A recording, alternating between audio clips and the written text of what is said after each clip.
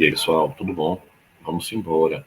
Aí, mais uma questãozinha sobre substâncias e misturas. Todo mundo está gostando desse assunto, né? É bem legal. Aí, vê bem, o que é que ele diz na questão?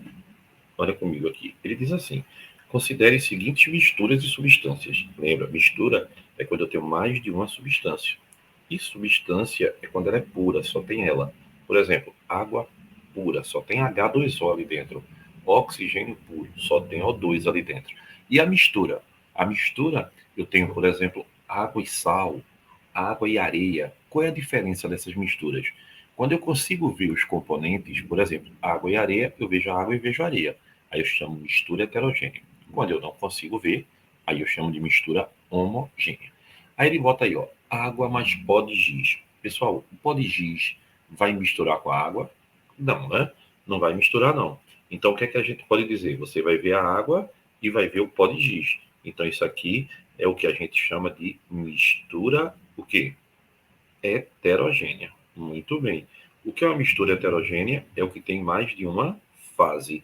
E o que é fase? Fase é o que a gente vê. Então, a gente tem duas fases, né? A água e o pó do giz. E componente? Componente é o que tem. Cuidado, viu? Componente não deve ser misturado com fase.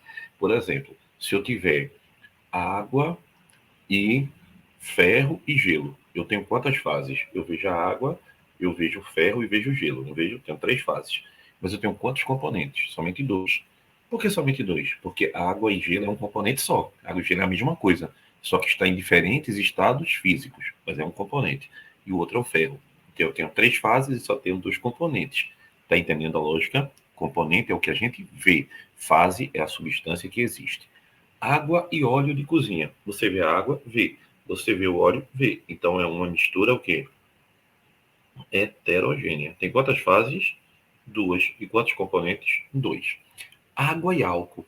Opa, é uma mistura o quê? É uma mistura homogênea.